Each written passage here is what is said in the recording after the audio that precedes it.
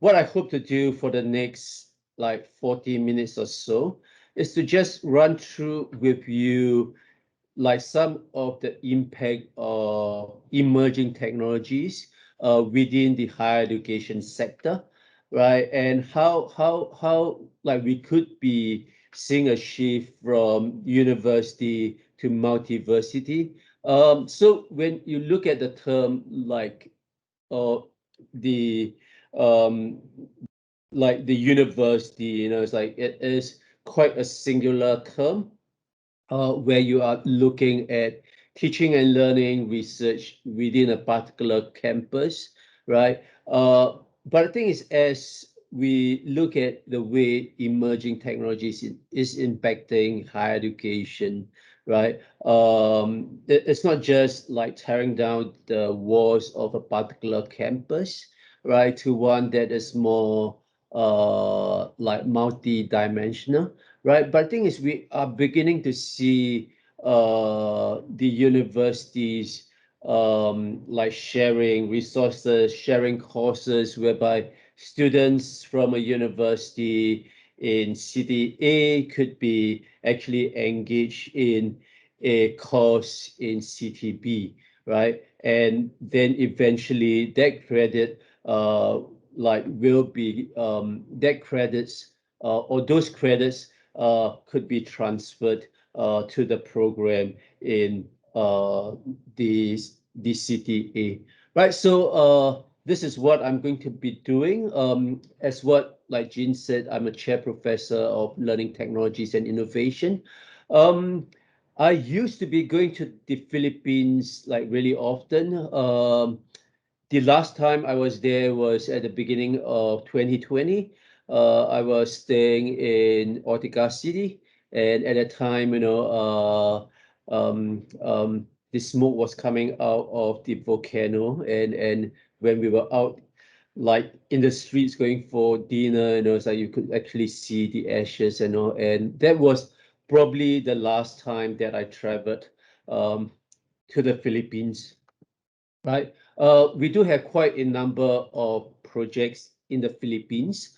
Uh, uh, it is very much looking at digital learning, but also at teacher professional development at scale, right? So that is me and my association with the Philippines, right? The aim of the presentation that I'm going to be doing right now, right, is going to actually look at how universities and the higher education sector could drive and support technology-enabled teaching and learning innovations, right? And how that is able to address the issue of equity, quality, and efficiency, right? So I'm actually trying to align this whole notion of equity, quality, and efficiency to SDG 4, right, where we are looking at inclusive and equitable quality higher education and lifelong learning for all, right? So that would be the aim of the next 35 minutes or so.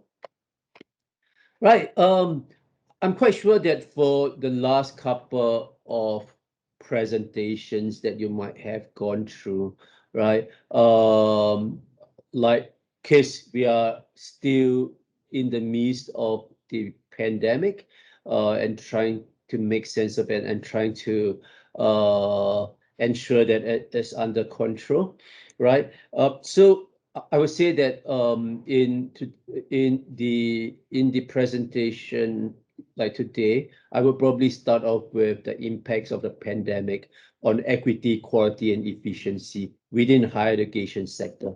And when we are looking at a pandemic, right, it's not just a health crisis, right? Whereby schools and universities got to manage the behavior of students within very different parameters.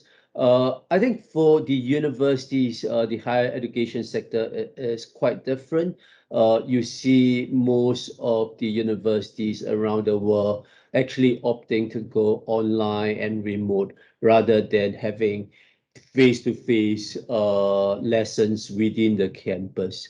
Right. So once the university starts to close physically, right? I think like one of the key challenges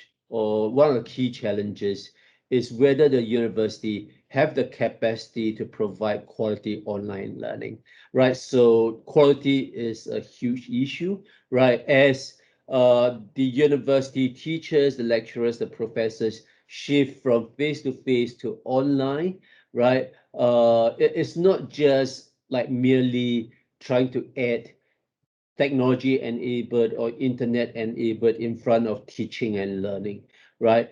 Right. Could the university teachers actually rethink the way they teach and therefore making the online or remote teaching and learning experience more engaging, right? So that would be the quality aspects of it in terms of whether universities have the capacity, right? But thing is, when we start looking at inclusiveness, right, it is quite a big issue, right? So the whole notion of the equity is really being challenged, right? Where when we start to try to do our lessons online, may it be asynchronous or synchronous, right? Quite often we find ourselves like marginalizing certain groups of students, right? Students that may not have access to the internet or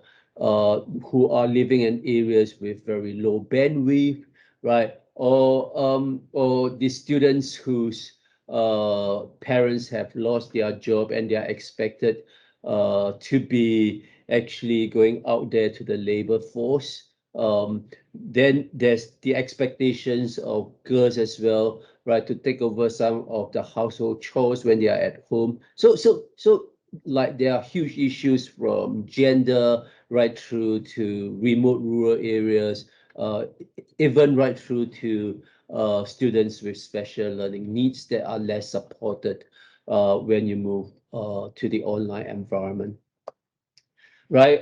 When we look at the impact of the pandemic 1 year ago, right? At the start of the pandemic, of course, it's like we have close to up to 1.6 billion uh, the learners that are being affected, right? But the thing is, when we are looking at this time last year, right, there are actually close to 700 million students who are affected by the closure, right? And that is actually close to 40% of the total enrolled learners, right? And though now there is the rollout of the vaccination plans across different countries, right? But we have still got, it's like slightly more than 200 million like learners who are affected, and that is slightly more than 10% of the total enrolled learners, right? So as you could see, the impact is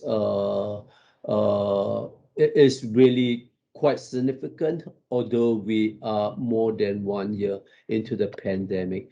And as like what I've said in the beginning of like my presentation, what we are trying to think through is, it's like how do we address the tension between quality, equity, and efficiency, right? So when we are looking at the whole notion of quality, we as higher education leaders and teachers, we know that quality is about students being able to meet up with the expected learning outcomes of the courses of the programs that we are looking at, right? And then when we are looking at the equity, right, we are really looking at the inclusiveness, right? Whether we are able to reach out to different groups of students or students uh, like uh, like would we be able to reach out to both the students in the city area who have access to better infrastructure as compared to those students in like the provinces in the highlands, um, right? So that will be the equity part. And of course, there is the efficiency part. When you look at the SDG 4, it's like the last part of SDG 4 about lifelong learning for all, right? So it is really about whether we in the higher education sector we are preparing our students to be able to serve within the society, right? Being able to meet up with the demand of the industries, not just in the domestic market, right, but also in the international market, and especially so in the case of the Philippines, right?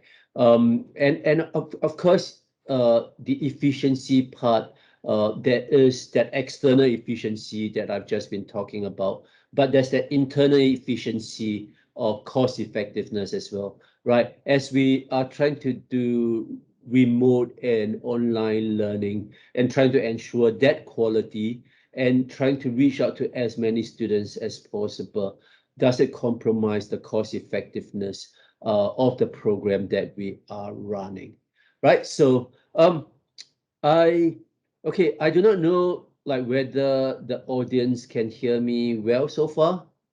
Uh, I hope I'm not like speaking too fast, too slow. Good. All good, sir. All right, All super. good. Jumping All on. right, thank you so much. Right, so if you take a look at this triangle, uh,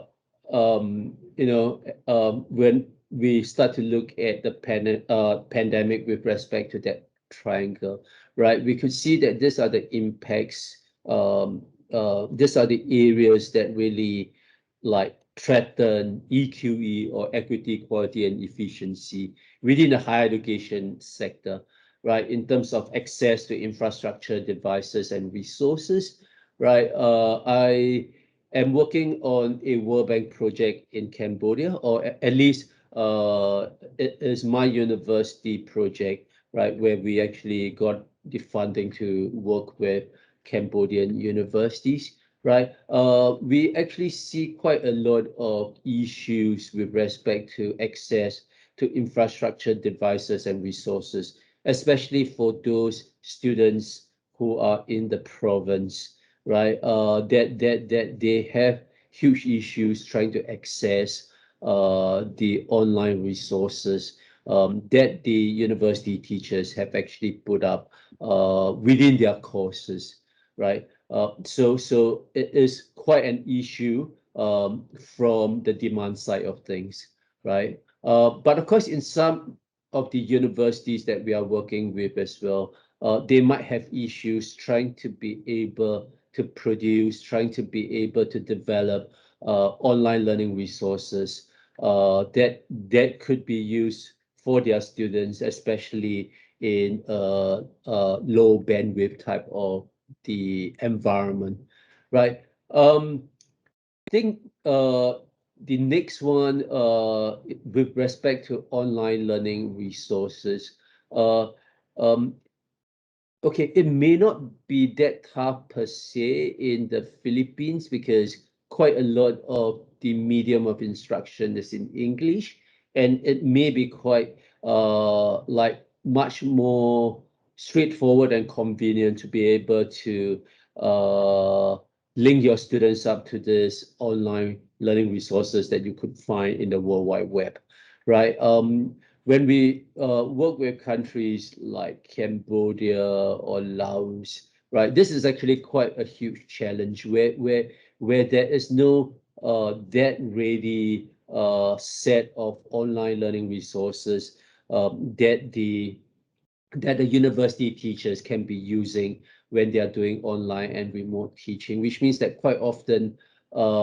they need to be producing it themselves, right? And of course, as what I've said, uh, um, quite a lot of the resources that are available, right, on the World Wide Web, they are usually resources that takes up quite a lot of bandwidth at times, right? So again, like how do you like bring resources to our students, right, who are in the more rural and remote area, right? Um, Next would be the quality of online teaching and learning. As what I've said, this is a huge issue. Uh, it does not just apply in countries like Philippines or Cambodia in Southeast Asia, right? It actually applies to all universities, may they be in Singapore, Malaysia, or Hong Kong, right? So I'll just give you an example of my university, right? In February 2020, basically the university said that all courses are going online, right? And the thing is, it's quite a huge challenge when basically all courses are going online, because we have still got quite a big percentage of teachers who may not have any notion of learning management system or the different tools that could be used for both asynchronous and synchronous teaching and learning, right? So I would say that the semester, um, the semester of 2019, 2020, right? Like quite a lot of time have been spent on like have been spent on how to use the technological tools rather than how do you adopt pedagogical approaches that are appropriate for online teaching and learning, right? So we did struggle with that, right? But things we are aware too that, it's like for that semester, we really just need to bring everything online, right? But it was quite like good that I've got quite a big team that could work very intimately, right, with the different course teams within the universities.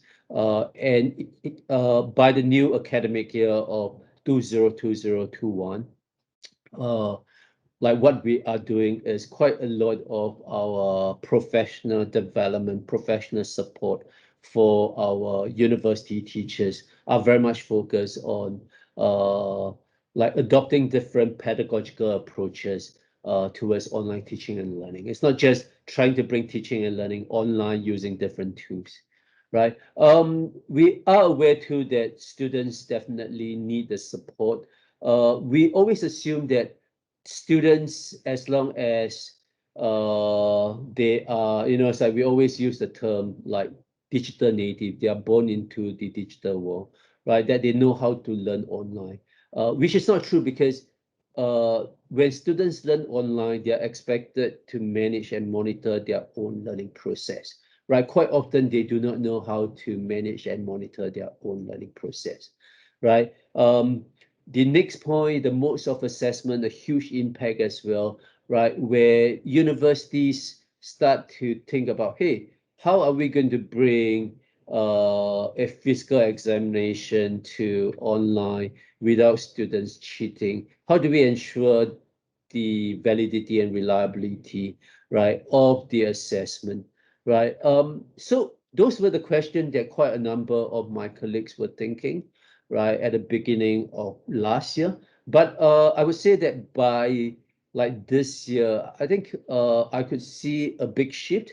Like more and more of the colleagues are thinking about, hey, is examinations the best way, right, as a mode of assessment? Like, should we be rethinking the assessment? Should we get our students to document their learning, right, through the use of digital portfolios, just for example, right? And of course, the last one is the relevance of the curriculum. As what one of the participants have shared during the recap, right? It's like the changing shape of the workforce and therefore the changing demands of the emerging industries, right? And whether universities are flexible enough, right, and quick enough to actually make changes to their curriculum, right? Something that we are actually beginning to see in a lot of the universities, right? They may be introducing new programs, they may be introducing new courses within the programs, yeah.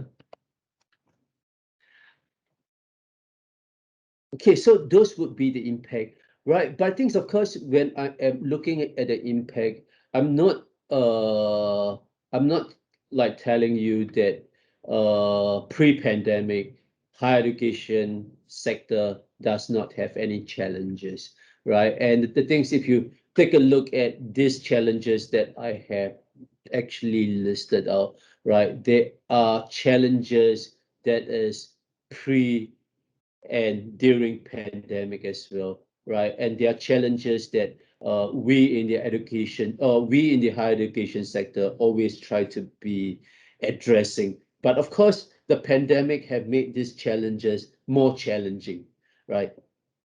And I think one thing that we are trying to do in the higher education sector is like, what then could we do in order to address some of this, if not all of the challenges, right, post-pandemic, right? So in this presentation, the focus would be very much of technology-enabled learning innovations. The innovations that we are already beginning to see in universities. I will just share with you like the whole range, right? And the thing is, I would then try to make links to trying to be able to address that inclusiveness issue through emerging technologies. Right, this would be the technology-enabled innovations that I would be talking through, right, from blended and online learning. I think it is something that universities are doing quite a bit now, given that quite a number of the universities in our region, right, when there was the lockdown, the majority, if not all of the courses basically went online, right? But the thing is, as we start to recover, right, from the pandemic, you could see as countries start to open up, right, the universities start to not just, they did not just switch back fully to face, right? There's still a component of the online part. So, it's like it's a blend, right? So I would say that post pandemic, you would definitely see more of courses that are both blended and online, right? Of course, emerging technologies, we have got 3D printing, we have got AR, VR, learning analytics, learning at scale, artificial intelligence, AI, digital game-based learning. So I'll just like breeze through some of the emerging technologies, right? Like this would be something that we would see the universities in the region doing more and more, right? The blend, right? Trying to move from the physical face-to-face to a blend, right? It's not trying to add more hours, right, into a particular course, right? So if we are talking about 3 credit course, right, or 39 hours, we are not saying that once it's a blend, you increase to 45 hours. Right now, we are just saying that it used to be 39 hours face to face. With a blend now, right, we might have 30 hours face to face and 9 hours that is done online, right? So that is what the blended learning is about. It's not actually adding more online materials, online courses, and then trying to get the students to engage in 45 credit course when it's supposed to be a 39 credit course, right? So the number of hours stay the same, except that the online part would take over some parts of the face-to-face one. When we are looking at blended learning, right, or even online learning, it actually need not be in a university context, right? So this is where the whole notion of multiversity comes in. This was IDRC/Hate Foundation funded project, right? Back then in 2017, right? And I was talking to the Director General of Higher Education in Cambodia and saying, hey, we have got this research fund. Like, what do you want us to be doing, right, with your universities in Cambodia? And what the Director General said is, hey, Chirp, one, uh, we actually realized that there's a huge gap in terms of quality of teaching and learning between the city university, the flagship university, and those in the provinces, right? Because the infrastructure in Cambodia is quite challenging, right?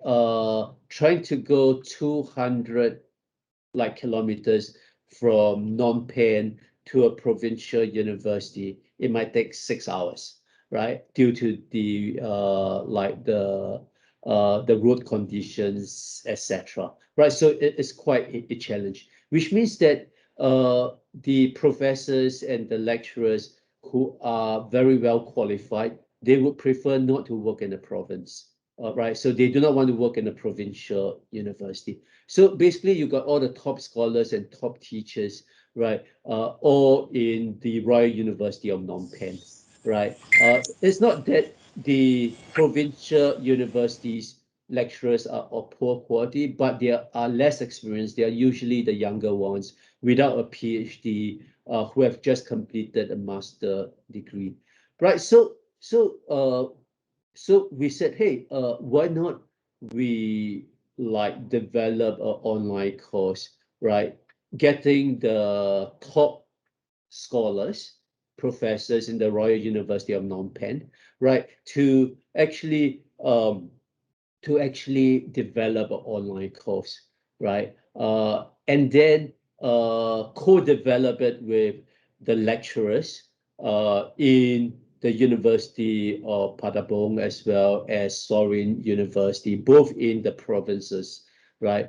Right. So there's that co-development that build the that builds the professional capacity of the lecturers. But at the same time, they are building quality resources that could be used with their students back in their own university in the same courses that they are teaching across the three universities, right? So it's quite a great experience because they co-developed this course together under the leadership of a top computer science professors within the Royal University of Phnom Penh, right? And getting that so-called online course to be taught in a blended learning way, right? In basically all three universities, right? This is a case of the Philippines. It is one of the huge project that we have under the TPD at Scale project, right? So we talk so much about the online, right? But I think we know that a country like Philippines or Indonesia, right? Sometimes the online part may not be the solution, right? Because there are a lot of learners that are not able to gain access to the internet, right? So when the Department of Education, when the debate in the Philippines actually did a curriculum reform of the early childhood literacy and numeracy curriculum, right, within the Philippines. What they want is to be able to reach out to all 300,000 over teachers who are teaching the early literacy and numeracy, right? So they want to conduct professional development for these teachers, right? But the thing is, it's like if we are doing this in, let's say, the Manila, right? Not Greater Manila going out to Quezon City, right? It might be still possible to do online, right? Just like what you might be able to do just within Davao City itself. But once you move out of the city, there's always the issue of internet broadband, right? So they decided to produce a courseware, right? That is a standalone, that is a CD-ROM or something that they can just use on their computer, just install it within their computer, right? And work through the different modules, right? But the thing is, it's not just the teachers learning in isolation. The teachers actually work through it on their own, but they are expected to apply what they have learned in the classroom, right, before they come together right, in what we call the learning action cell, right, to share their experience, share their learning experiences, right, and there would always be an officer from the education district office, right, that would serve as a learning cell, the facilitator, right? So this is quite exciting, it's like when we look at the whole notion of blended, right, that it need not be like an online type of course, right? It could be just a course whereby an individual would be working through it, right? But the thing is expecting this individual then to apply what they have learned and to come together to share. Uh, like in the case of the Philippines, the sharing was actually done in a face-to-face context because a lot of the teachers are from the same school or neighboring school, right? But in countries like India and Indonesia, right, we have seen quite a lot of the cases whereby the sharing was either done through WhatsApp or done through Telegram, right, which is quite interesting. The next technology I will be breezing through, right? Like not as much as blended like learning would be 3D printing. I understand that the majority of the universities here are agricultural university, right? And the thing is, at times when we are looking at the agricultural science or science-based, the disciplinary area and courses, right? You might need to bring like certain like artifacts or products into the classroom, and quite often it's quite an expensive like process, right? And it might not be possible at all at times. So 3D printing sometimes provide that solution. Just to give you an example, when I was in the expert like panel, looking at the higher education teaching and learning grants in Singapore, right? I came across a couple of the examples that actually use 3D printing as a way for students to have a like better understanding uh, of a particular idea or concept, right? In this case, you are looking at a knee joint, right? So when you look at the artifact C, right, you could see there the image C. That is done by 3D printing, right? When we look at the School of Medicine or School of Nursing, I think quite often when they are bringing in the artifacts, right? It's usually the artifacts. It's like you might have a whole skeleton, and then after that you'll be looking at it, a class of 30, 40 actually just surrounding it and like looking and experimenting with that artifact, right? But with 3D printing, you could actually like break them into, let's say, 6 to 7 groups, right, where each one of them would have an artifact in their hands, right, whereby they could explore and examine. Um, the next technological innovation is AR, VR. Again, like something that I think the agricultural like universities would be quite excited about, and I'm quite sure there are cases that you're using a lot of the AR and VR.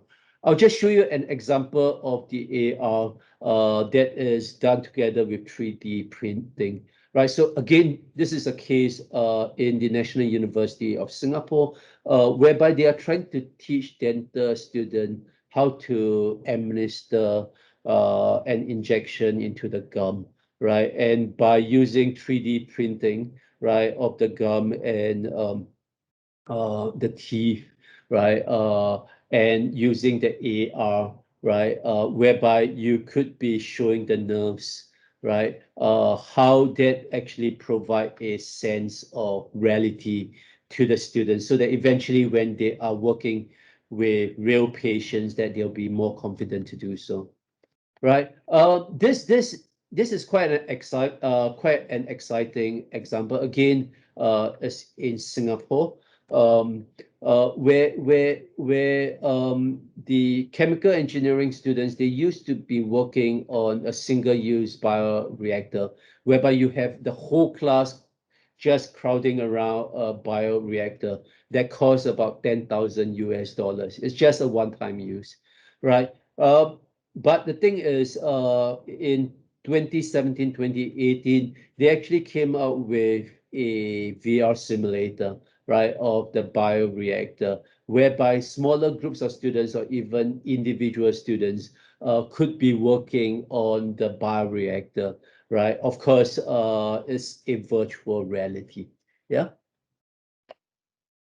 Okay, the next concept that I would probably spend a bit more time on is the learning at scale, right? And it is actually totally tied to this whole notion of providing access to quality, right? So if you are able to develop quality online courses, right, being aware that not all universities have the expertise in a particular area, right? So just for example, like some of the universities that we are working in Africa, right, they may not have expertise probably in blockchain technologies, right? So in this case, like how then could the students gain access to such courses, right? So of course, like massive open online courses is one possibility. Open education resources is the other possibility.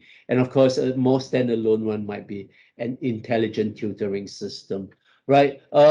We are seeing a lot of massive open online courses in Coursera, more regional like centered one like Xue X, etc. The edX, which is more like global, Coursera, etc.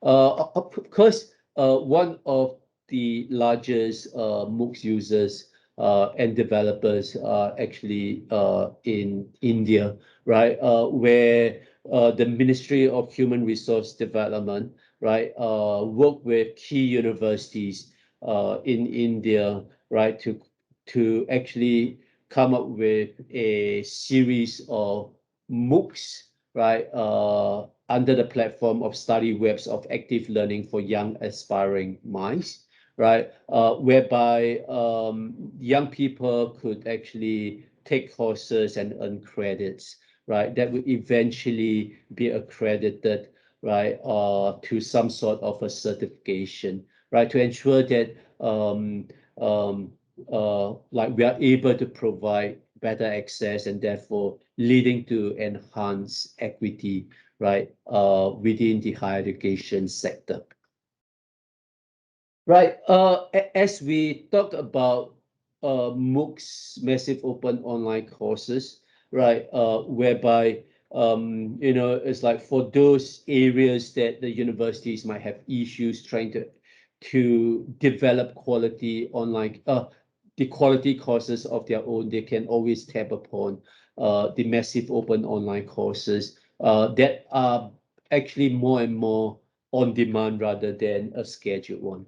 Right, but as we talk about massive open online courses, learning management system, one of the big trend in terms of in the higher education is um, now we have all our students online or most of our students online, which means that we have quite a lot of data that we could work with, right? But the thing is, how then could the data help us, right, to better enhance the students' learning process, right? So when we look at the learning analytics, right, which is quite an emerging field in the last 5 years in the higher education sector, is how could we mine this data in such a way that we could actually revise and refine our courses to make it more engaging for our students.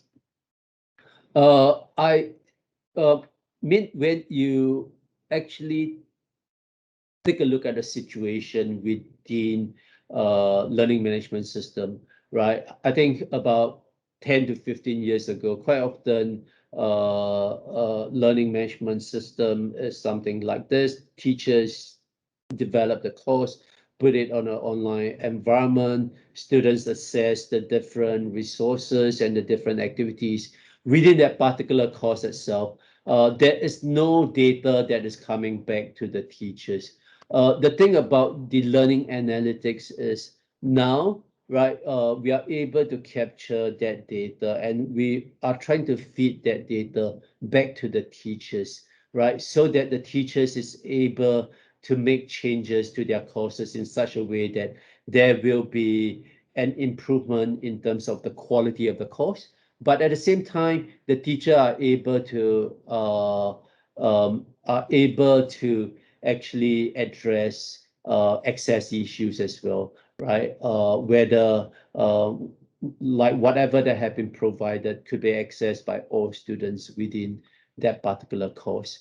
We see examples in the US in the early part of 2010. It's like whereby they have a signal system based on the data that they get, right? And trying to be able to signal to the course tutors that there are certain students that are in trouble, right? So when there's a red and amber, right? And the teachers then would be able to better like personalize the learning need or being able to personalize the learning experience for the students, right?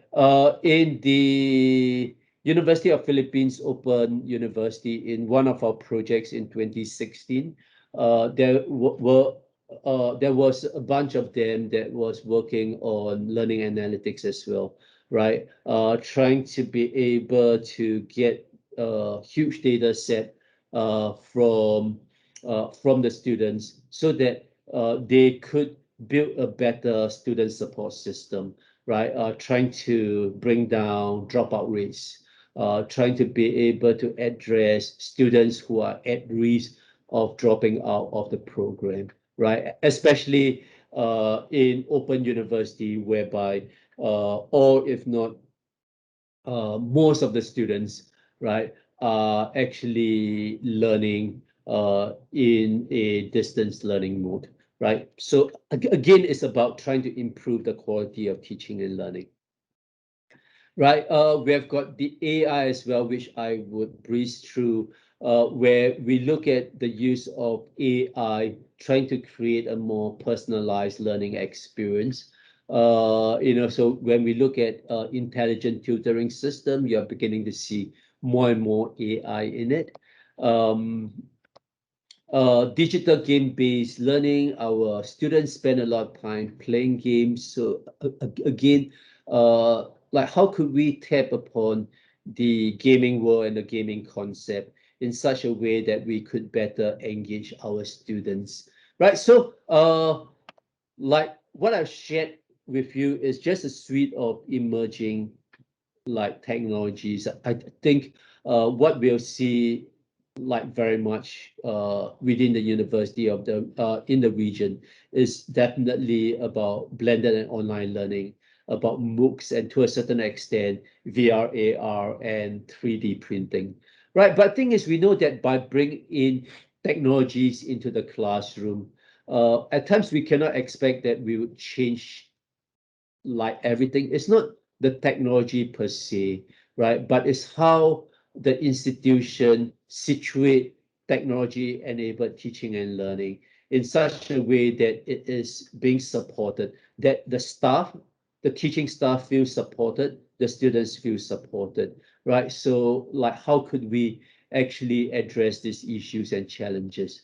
I would like share with you an approach that I have worked with UNESCO Bangkok and published a book as well, right, on blended and online learning, right, adopting a more institutional approach towards driving and supporting such innovations.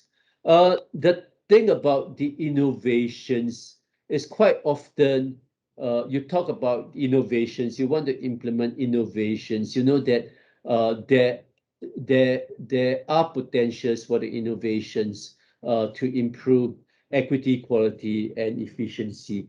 But quite often you do not have the ecosystem, right? So if you take a look at this, like cartoon is quite obvious to you that, it's like you want to do it, the other side want to do it, but there's no ecosystem at the institutional or organizational level that actually facilitate that introduction or that implementation of the innovation, right? And the thing is, it's not that there is no innovation at all in our universities, not just in the Philippines, but also in Hong Kong or in Singapore, South Korea, right? That there are innovative practices, but often they are not at scale, right? You might see one or two teaching staff being very innovative in their courses, right? But the rest of them are still doing chalking and talking, right?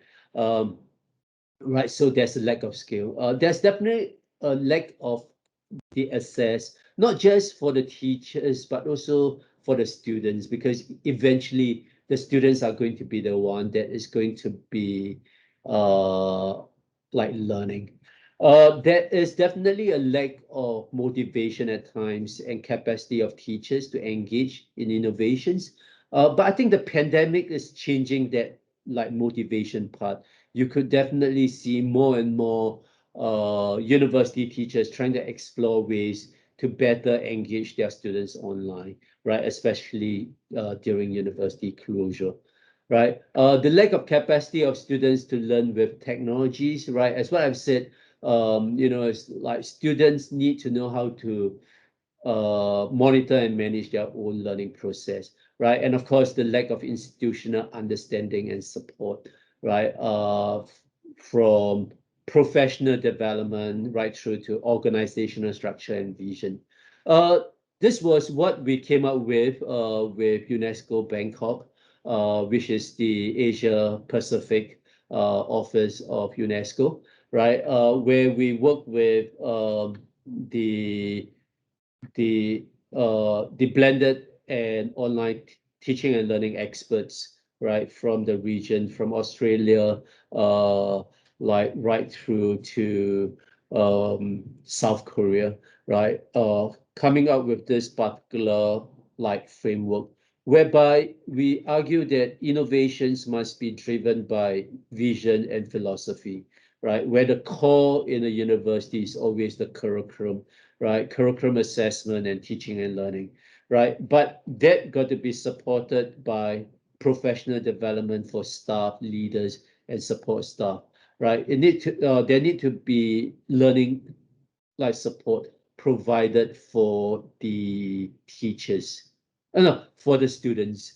There need to be infrastructure, facilities, resources, and support, right? So for those students who do not have access to devices, right? What plan do we have in place in the university, right? In the National University of Pattabong, which is a provincial university in Cambodia, they actually open up their computer lab during the weekends, right, for the students to access the online resources, right, for those students that do not have devices or do not have access to the internet.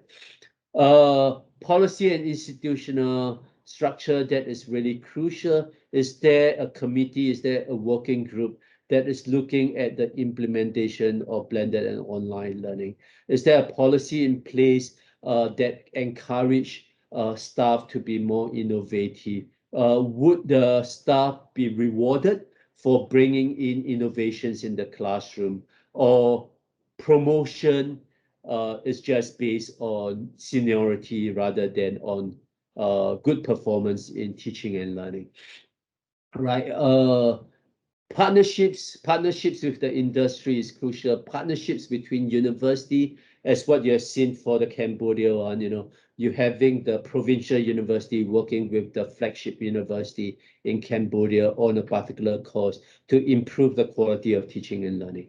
And of course, research and evaluation in terms of the need to constantly review your curriculum, the need to evaluate the innovations that you have actually done within your university itself, right? So you could actually download this book for free, right? If you just do a search for blended learning for quality higher education, you'll go into the UNESCO website that will then bring you to the UNESCO library, right? You'll be able to download this book for free, and you'll be able to take a look at the different like dimensions that I have spoken about, from vision philosophy right through to professional development and learning support, right? Think what we are going to be doing after the health like the healthy break, that's what you call it, right? Going to the CR or trying to like grab a coffee, is we are trying to address this question in groups, right? So the key thing is how how do you ensure that your university is ready and capable of meeting these challenges, right? As you are discussing, what I want you to come up with is, I want you to come up with key action areas, like what could your university do, right, to meet up with these challenges.